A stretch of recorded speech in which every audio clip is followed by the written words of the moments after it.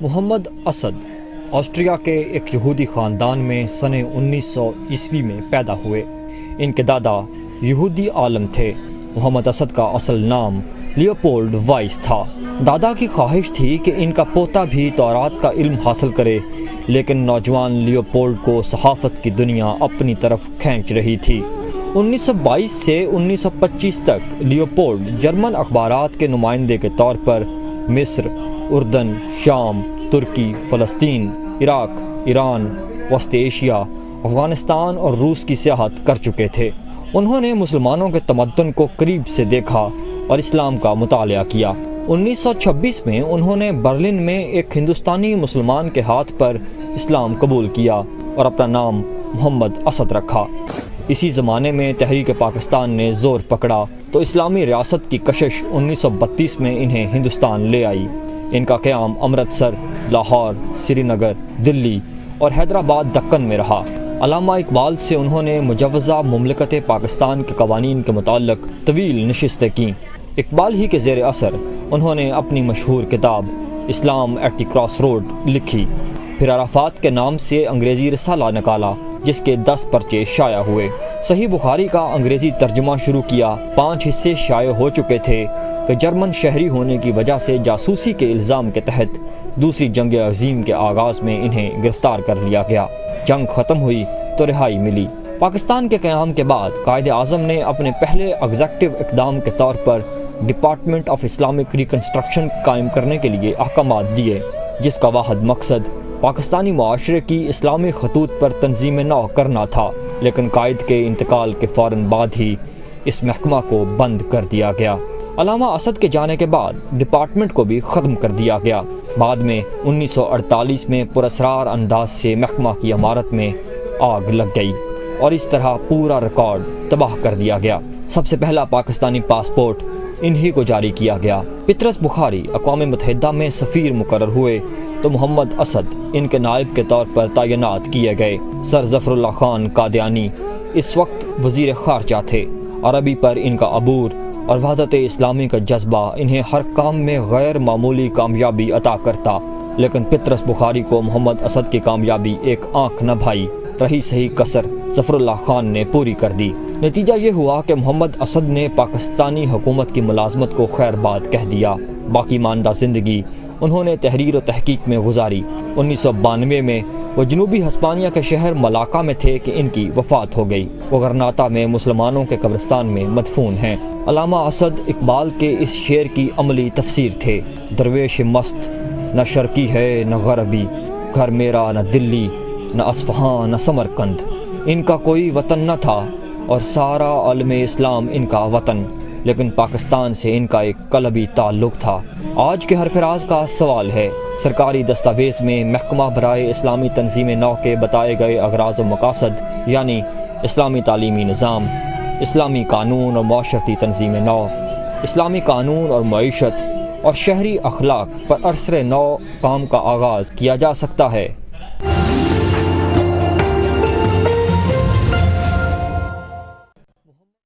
نحمدہ و نصلی علی رسول الکریم، بسم اللہ الرحمن الرحیم۔ معزز خواتین حضرات، آج میرے ہاتھ میں ایک دستاویز ہے اور یہ دستاویز 1947 میں چھاپی گئی تھی۔ اس کا نام ہے aims and objectives of the department of Islamic reconstruction. Quaid Azam محمد علی جناح نے جب پاکستان کے گورنر جنرل کی حیثیت سے حلف اٹھایا تو اس وقت انہیں تمام محکمے ورثے میں ملے۔ انہیں education, health, railway, civil service سب ورثے میں ملی، فوج ورثے میں ملی، سیاسی قیادت ورثے میں ملی۔ لیکن قائد اعظم کی گورنر جنرل کی عرصے کے اندر صرف ایک محکمہ ایسا تھا جو قائد اعظم کی زیر سرپرستی قائم ہوا اور اس کا نام تھا ڈپارٹمنٹ آف اسلامک ریکنسٹرکشن۔ اس محکمے کے سربراہ مقرر ہوئے علامہ محمد اسد، ایک شخص جو ویانا کے اس شہر میں پیدا ہوا جہاں یہودی خاندانوں میں 2 بڑی شخصیات نے جنم لیا۔ ایک شخص کا نام ہزال ہے۔ یہ وہ شخص تھا کہ جس نے صہیونیت، زائنزم کی بنیاد رکھی تھی اور اس نے پروٹوکولز آف جوز لکھے تھے اور پوری دنیا پر یہودی غلبے کو قائم کرنے کے لیے ایک تحریک چلائی تھی۔ اسی شہر کے اندر ایک یہودی خاندان کے اندر اس بچے کا جنم ہوا۔ یہ بچہ اپنے دادا کی طرح ربائی بننا نہیں چاہتا تھا جو یہودیوں کے عالم ہوتے ہیں، جبکہ دادا بہت اصرار کرتے تھے کہ تم عالم بن جاؤ، لیکن صحافت کا شوق اسے جرمنی لے گیا، اور جرمنی میں اس نے بہت سارے ایسے انٹرویوز کیے جس کی وجہ سے اس کو بہت شہرت حاصل ہوئی۔ تو اسے اس زمانے میں 1920 کے عرصے میں جب پہلی جنگ عظیم ختم ہوئی تھی، فلسطین کے علاقے میں بھیجا گیا۔ وہاں اس نے جا کے ایک عجیب و غریب منظر دیکھا۔ فرائڈ کا بھانجا اس کا روم میٹ تھا اور یہ اس کے ساتھ رہا کرتا تھا، اور فرائڈ بہت کمال کے یہودیوں میں سے تھا اور وہ سائیکو انالیسس کا وہاں ایک رسالہ بھی نکالا کرتا تھا۔ آپ حیران ہوں گے کہ اس نے کہا کہ یہودی جس طرح سی آف گیلیلی کو عبور کر کے اس بے آب و گیا علاقے میں اپنی بستیاں آباد کر رہے ہیں، یہ کچھ عرصے کے بعد اس مسلمانوں کے علاقے کے اندر، اس بیت المقدس کے اندر قابض ہو جائیں گے، اور ان کا خواب بہت بڑا ہے اس علاقے کو تہس نہس کرنے کا۔ عربی سیکھی، قرآن کا علم حاصل کیا، مسلمان ہو گئے، اور پھر اس کے بعد وہاں چلے گئے جسے حجاز کہتے ہیں۔ ان کی کتاب روڈ ٹو مکہ پوری دنیا کے اندر ایک ایسی کتاب ہے کہ جسے پڑھ کے لوگ اسلام کی نشات ثانیہ اور واپس لوٹنے کے سفر کی خوبصورتیوں کو جانتے ہیں۔ انہیں وہاں پر احساس ہوا کہ پاکستان جس کا خواب یہاں پر دیکھا جا رہا ہے، وہ سرزمین جو ہے، وہ علامہ اقبال جہاں پر موجود ہیں، وہ سرزمین سید الانبیاء کے خوابوں کی تعبیر ہے۔ وہ وہاں سے اٹھ کے بر صغیر پاک و ہند آ گئے اور علامہ اقبال سے ملاقات کی۔ جب علامہ اقبال سے ان کی ملاقات ہوئی تو علامہ اقبال سے انہوں نے کہا کہ رسول اکرم صلی اللہ علیہ وسلم آج ہم میں نہیں ہیں، ہم ان کے پیغام کو کیسے آگے بڑھا سکتے ہیں؟ تو انہوں نے کہا ان کا پیغام ان کی احادیث کے طور پر موجود ہیں۔ علامہ اسد کہتے ہیں انہوں نے میری زندگی کی ساری سوچ کو بدل کے رکھ دیا۔ علامہ اقبال کے ایک بہت خوبصورت دوست تھے چودھری نیاز علی، یہ پٹھان کوٹ میں ہوتے تھے۔ مولانا مودودی کو علامہ اقبال نے جب حیدرآباد دکن سے بلایا تھا تو نیاز علی سے کہا تھا ایسے کوئی زمین دے دو، یہ شخص بہت کام کرنے والا ہے، تو انہوں نے زمین دے دی تھی۔ علامہ اسد کو بھی وہاں پٹھان کوٹ میں بھیجا گیا۔ علامہ اسد وہاں رہے، کہتے کچھ گرمی کا موسم ایسا تھا کہ میں نے نیاز علی سے کہا کہ میں جہاں نہیں رہ سکتا ہوں، تو انہوں نے انہیں شملہ میں ایک گھر لے کے دیا اور وہاں پر وہ بخاری شریف کا ترجمہ کرنے لگے۔ علامہ نے قرآن کا ترجمہ بھی کیا تھا۔ اس دوران علامہ محمد اسد کو گرفتار کر لیا گیا کہ یہ ایک جرمن ہے جو کہ جاسوس ہو سکتا ہے۔ وہ 5 سال بلکہ 6 سال جیل میں رہے۔ ایک واقعہ بیان کرتے ہیں کہ یہاں کے لوگ ان کے پاس آئے کہ تم جو جرمن لگتے نہیں ہو، تم نماز پڑھتے ہو، تم روزہ رکھتے ہو، ہم مسلمان ہیں، ہم تمہیں یہاں سے آزاد کروا دیں گے، تم بھاگ جاؤ اور اپنے بھائیوں کے پاس چلے جاؤ، اپنے ماں باپ کے پاس چلے جاؤ۔ تو اسد نے جواب دیا تو مجھے ایک ایسی سرزمین سے دور کرنا چاہتے ہو، وہ سرزمین کہ جہاں اسلام کی نشات ثانیہ کا خواب دیکھا جا رہا۔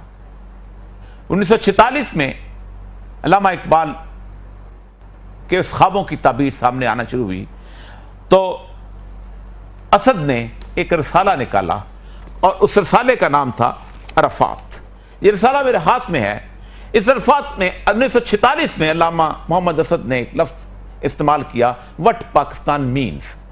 جو لوگ ڈکشنری جانتے ہیں اور جن کو پتہ ہے کہ ڈکشنری کیا ہوتی ہے، ان کو اندازہ ہونا چاہیے کہ اس کا مطلب تھا پاکستان کا مطلب کیا، اور آخر میں لکھتے تھے لا الہ الا اللہ۔ اس لیے جس شخص کو آج بھی کنفیوژن ہے کہ یہ پاکستان کا نعرہ نہیں لگایا گیا تھا پاکستان بننے سے پہلے، وہ یہ عرفات کا رسالہ میرے ہاتھ میں ہے، اور یہ نومبر 1946 کا رسالہ ہے اور اس پر ستمبر کا رسالہ ہے۔ اس میں مستقل اس عنوان سے یہ مضامین چھپتے رہے۔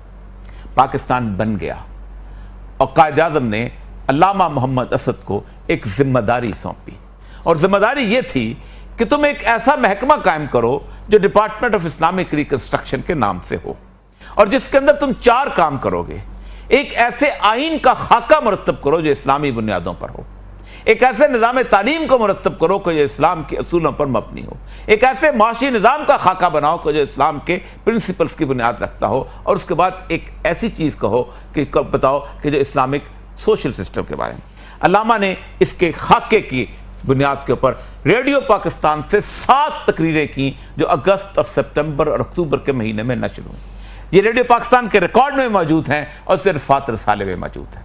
इस दिबाचे के आगाज में लिखते हैं कि the ultimate aim of this department is to help our community to reconstruct its lives on Islamic lines, and therefore it has been named Department of Islamic Reconstruction. It is for the first time in the modern age that the word Islamic has appeared in the designation of any government department of this country. इन्होंने मुस्लिम मिल्लत का लफ्ज़ इस्तेमाल किया है। अल्लामा ने सिफारिशात मरतब की, और जब सिफारिशात मरतब की गई तो उस वक़्त कायद-ए-आज़म का इंतकाल हो चुका था। सर ज़फ़रुल्लाह वज़ीर ख़ारजा थे। अल्लामा ने अपनी सवाने उम्री में सर ज़फ़रुल्लाह का उस कादियानी वज़ीर ख़ारजा का जो खाका खींचा है वो बड़ा दर्दनाक है अल्लामा के लिए। उन्होंने एक प्लान बनाया कि अल्लामा को यहाँ से भेज दिया जाए सफारतकारी के ऊपर। अल्लामा को सफारतकारी के लिए भेज दिया गया, और जिस दिन वो जाने लगे तो उन्होंने कहा अभी तक पाकिस्तान में तुम लोग ब्रिटिश पासपोर्ट पे सफ़र करते हो, मुझे बहुत तकलीफ होगी कि मैं इस बरतानवी हिंदुस्तान के पासपोर्ट पे सफ़र करूं, मेरे लिए नया पासपोर्ट जारी किया जाए। अल्लामा मोहम्मद असद को पाकिस्तान के पहले शहरी और पहले पासपोर्ट होने हासिल करने का एजाज़ हासिल हुआ। फिर वो वहाँ से चले गए सफारतकारी के पास। जिस वक्त तो वहाँ पहुँचे, ये डिपार्टमेंट ऑफ इस्लामिक रिकंस्ट्रक्शन जो कि पाकिस्तान में लाहौर के सेक्रेटेरिएट के साथ वो हॉल जो है, वो जगह जो है जिसे MPA हॉस्टल कहा जाता है, उसमें कायम था, वहाँ पाकिस्तान की पहली पुरस्रार आग लगी और वो सारा रिकॉर्ड जलकर खाकिस्तर हो गया। ये वाहिद चीज़ मुझे लाहौर के एक कबाड़िए ने तोहफे में दी थी। अल्लाह तबारक व तआला उसकी इस काविश का उसको अजर अता फरमाए। आज हमारे दरमियान अल्लामा असद की याद को ताज़ा करने के लिए एक ऐसे शख्स मौजूद हैं जिनके वालिद चिश्ती साहब, इफ्तिखार चिश्ती साहब, उस डिपार्टमेंट ऑफ इस्लामिक रिकंस्ट्रक्शन के उन चंद अहबाब में थे जिन्होंने पाकिस्तान के इस्लामी खतूत पर उस्तवार करने का खाका मरतब किया था। ये उनके साहबजादे हैं। इन्होंने बच्चे थे तो ये उनके साथ अल्लामा के असद के घर में जाया करते थे जब वो नरसिंह दागविला में होते थे। इन्होंने उस आग को लगते हुए देखा है। इन्होंने पाकिस्तान के अंदर कायद-ए-आज़म के बाद कायद-ए-आज़म के अपने लोगों को, कायद-ए-आज़म के असूलों को मस्ख करते हुए देखा है। जनाब इकबाल चिश्ती साहब, अस्सलाम वालेकुम हुजूर। चिश्ती साहब, मेरा इंट्रो इसलिए लंबा हो गया कि हमारे दुख की बात यह है कि हमारी निसाब की किताबों में से चीज़ खारिज कर दी गई है।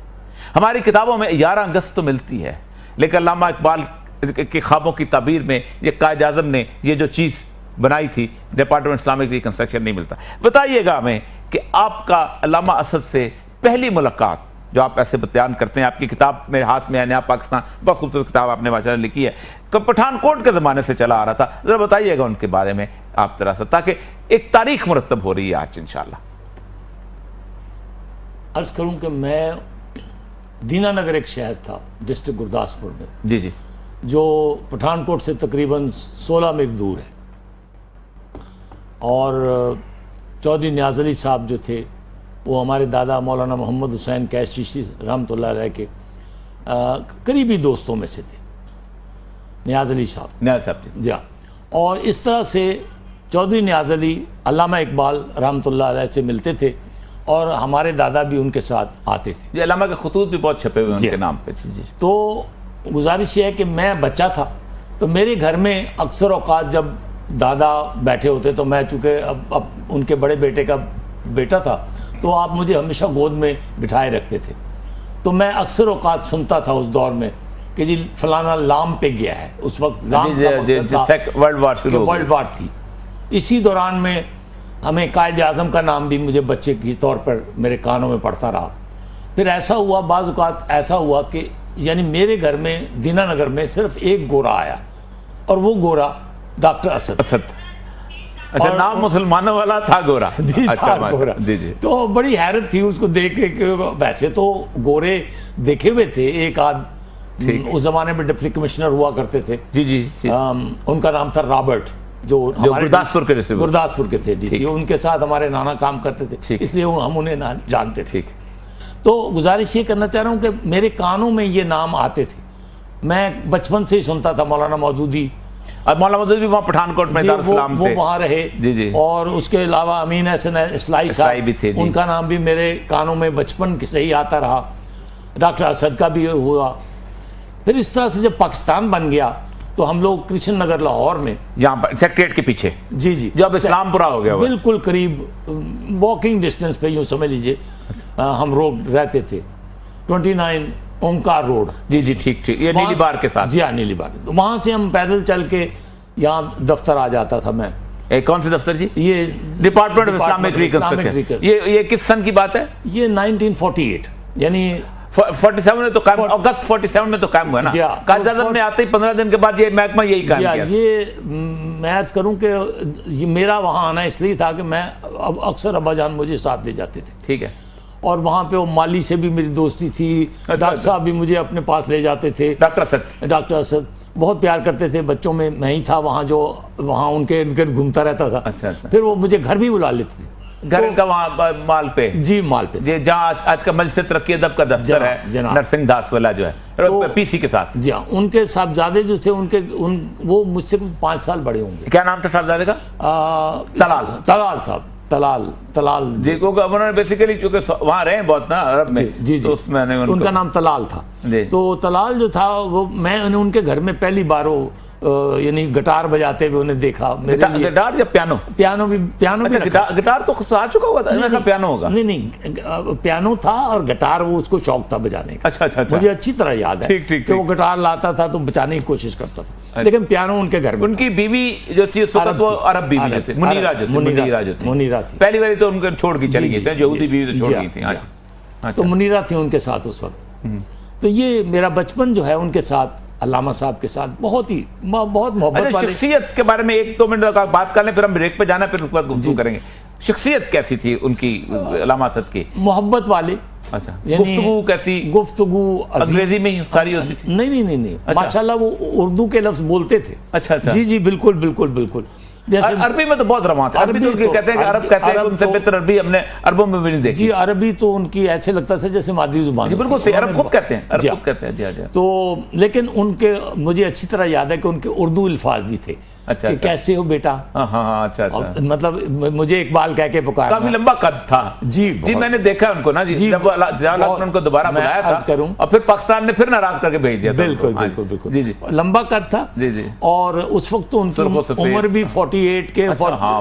He was hardly 48, young. He was a young man at that time. تو بہت محبت والے، بہت بچوں سے پیار کرنے والے. یہ چیزیں جو نظر آتی ہیں. ہم نے ایک بریک. ناظرین، علامہ محمد اسد اس پاکستان کے ابتدائی دنوں میں ہمارے نقاش تھے. اس پاکستان کا خاک کا مرتب کر رہے تھے، یہاں کے نظام کا. ان کے ساتھ بیتی کیا اور کس نے ان کے ساتھ کیسا سلوک کیا، اور آج وہ ہمارے کورس کی کتابوں سے بھی غائب ہو چکے ہیں. اسلام کے نظریہ وحدانیت کے سوال پر علامہ نے کہا، I could tell you a small anecdote. During the last war, the Second World War, I was interned in India as an enemy alien because at that time I still had my Austrian passport. And there happened to be in the camp a group of German Jesuits. And as you know, Jesuits are the most highly educated of all Catholic priests. So, as I was the only Muslim there, and there were people who were religiously inclined, and thousands of people around us who didn't care either way about anything of these things. So we were in permanent contact with each other. And they were intellectuals also. One could talk about things with them. And their leader was one, a Bavarian Prince Löwenstein, very aristocratic old family and very well educated. And one day he told me, you see, Assad, it is a very strange thing. You were a Jew. For you, the logical thing would have been to become a Christian. Why did you jump to Islam? So I say, I will tell you this. And before I tell you it, I promise you one thing. Not everything is lost from your point of view. I am prepared to become a Christian today, provided you answer me one question satisfactorily. And if you do, you can take me next Sunday to the chapel tent and baptize me publicly, and I will accept it. He said, strange. What is the question? So yes, I tell you, I asked him, could you explain to me the Trinity? So he said, you see, I said, this is a mystery. And we spoke German, mysterium, which has a slightly different meaning than mystery in English. This is a mysterium. When you achieve faith, your heart will make you understand that. So I said, that was the reason why I become a Muslim. You tell me, gain faith, and then you will understand. My religion tells me, use your reason, and you will gain faith.